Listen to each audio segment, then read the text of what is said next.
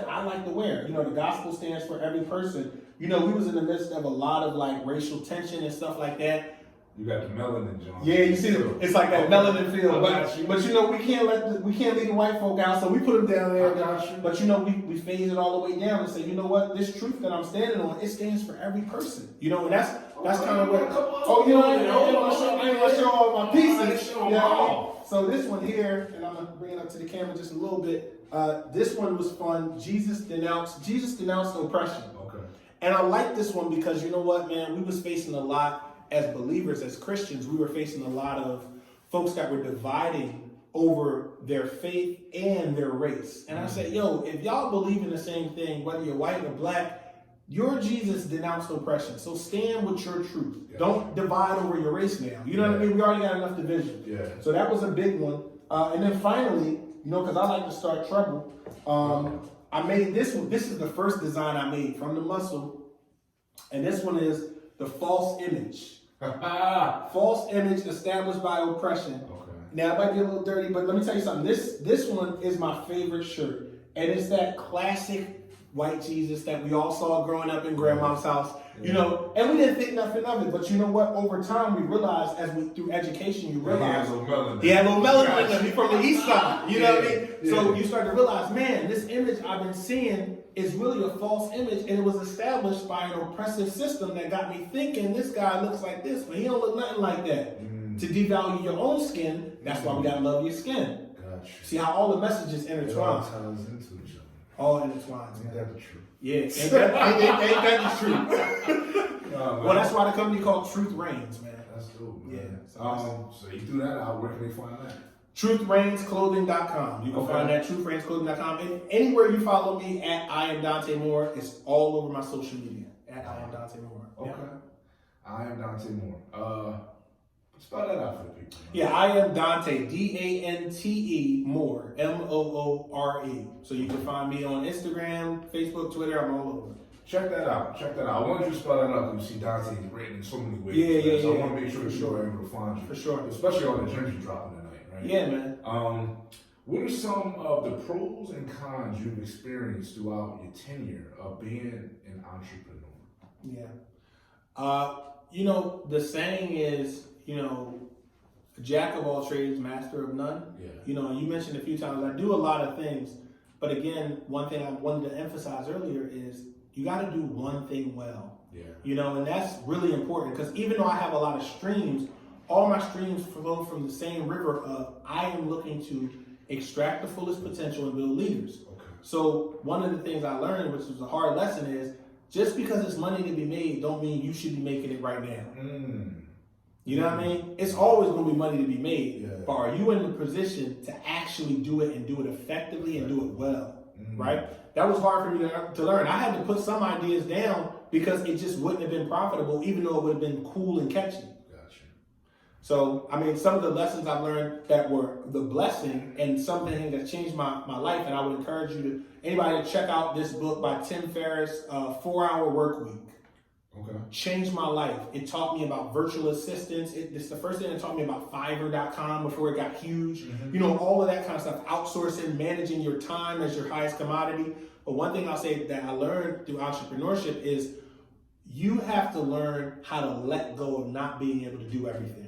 You gotta outsource. That's so hard for me too. Man, it's the toughest part because it's your baby, it's your vision. Yeah. But at the same time, you gotta realize I'm gonna throw this out there because I don't have time to deal with it, and I'm gonna deal with the stuff that's most important and pertinent. Okay. And entrepreneurship, you learn that because you don't have a whole corporate structure or business behind you. Yeah. It's just you. Yeah. You know, your vision and your dream. So you gotta be able to attach people that are good at what they do. Like, I'm not good at graphics and stuff, but I hire people to make crazy graphics. So when people go on my store, you go on Truth Reigns, you're like, man, how you design that website? Yeah. I had to pay a couple dollars, but it's right. Gotcha. Yeah. And in return, it is more profitable. Absolutely. So it's okay to lose the game, right? Because it's really, the loss is really an investment, right? And that's the piece. You know, as an entrepreneur, we look at everything like, all right, I'm going to put money down and essentially lose it, but if I invested in the right things, it will pay me back. Gotcha. You know what I mean? So that's how you gotta look at it. That's a lesson, you know, I had to learn the hard way myself, right? Yeah. Without saying necessarily what we did, me and Dante went into business together. Yeah, right? yeah. I feel like we've always been in business one way or the other. Yeah. Right? Ever since we were teenagers. Yeah. Right? But we actually went into a profitable, or let me say, a for-profit business. Right? Yeah. Mm-hmm. And that business stood for about 5 years. Yeah. One of the lessons I learned in that was, unfortunately, but fortunate enough for him, was Dante let go of the business prior to me leaving, right? To pursue everything else you see and offered on the table, to where I held on. In all honesty, we went into business more so for you, right? Mm-hmm. And I was like that solid partner, That's right. And then, you know, I had actually got to step up when he was ready to move forward, which there was no ill feelings. I was happy for him when he did. One of the things I learned within that business and opportunity was, though it wasn't profitable, right? It was a lesson that needed to be learned for growth, right? And it wasn't a failure to me, right? Actually, it was very lucrative. Yeah. It was very lucrative, but it wasn't profitable. I get you. The business grew to be very lucrative. It brought in, money, and it helped employ a lot of brothers and sisters who definitely needed it, who didn't have those opportunities. Of course. Which was part of the mission. That's right. But it wasn't profitable, and we were non-stop just sacrificing our time, our finances, our lives, time away from family, time away from careers, and things like that. And I think you caught that a little bit early, right? Yeah. You caught that early, like, I gotta get out of this. Yeah, right? yeah. And I didn't understand that at the time. Sure. But I was understanding that you wanted to pursue more, right? Yeah. And that is a lesson in the gym. I feel like if you are in business, or you want to be in business, or you come across those speed bumps, right? To where you feel like, all right, I've been doing this so long, I'm not really getting much out of this. I may be making money, I may not be making money, but I feel like it's time to move on. There's nothing wrong with moving on sometimes. Right. There's nothing wrong with those lessons being learned, right? Yeah. Would you agree? I agree wholeheartedly. Yeah. So I definitely agree with everything you're saying, because it's something that it excelled me to be much happier, right, in my life, in my personal life. Yeah. To where I felt like, at first I felt like, damn, I'm letting down the people who depend on me, right? Yeah. But in the same token, I'm breaking myself down. Yeah. Right? To where I'm not even there for family anymore. I'm about to sacrifice my career. You know what I mean? Yeah. Because I'm fighting so hard for something that is not even satisfying to me. Yeah. You know what I mean? But don't never let those moments or opportunities discourage you, right? Yeah. You're greater than that, right? And just keep in mind that growth is definitely necessary. You're only going to grow when you come across those thresholds that might be a little bit harder to get through, right? Or those speed bumps that is going to bring you down, but it's only going to build you up. That's right. You said, That's right. So I just wanted to share that, That's because, good. man, it was a dope experience working with you. You know, we clashed many times, we laughed a little times, like they say, pain, sweat, and tears, right? Yeah.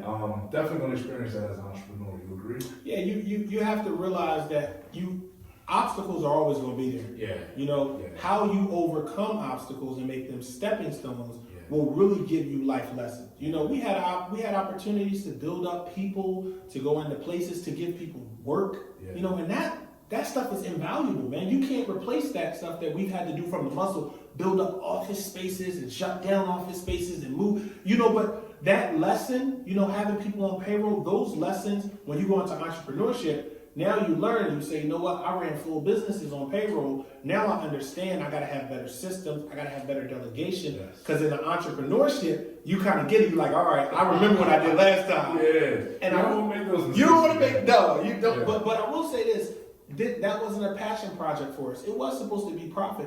But I guarantee you, man, if and this is for people, if you have a good idea and you just have hurdles, implement things that will make it so profitable to where you can leave your job and be comfortable. You never want to put your family to the side, but once you have money, then you can allow yourself to delegate where you can continue to have time for things and people that matter most. And that's really important. One thing I learned about myself, right? Yeah. Is I am great at marketing, great at networking. I suck at logistics. I do not like paperwork. I do not like sitting down and scrolling through emails, responding to things. It's not that it's hard, but I hate keeping up with the bills. Sure. You know? I'm not good at that stuff. Like, Yeah. I don't like, I don't like things that are just like so intricate that it's like, oh Just man, meticulous, it's like tedious task. Yeah. it's like, I want to deal with that. Of course. I want to deal with the people. Good. You know what I mean? I want to be out there, be boisterous, Mm-hmm. just shine amongst the people. Right.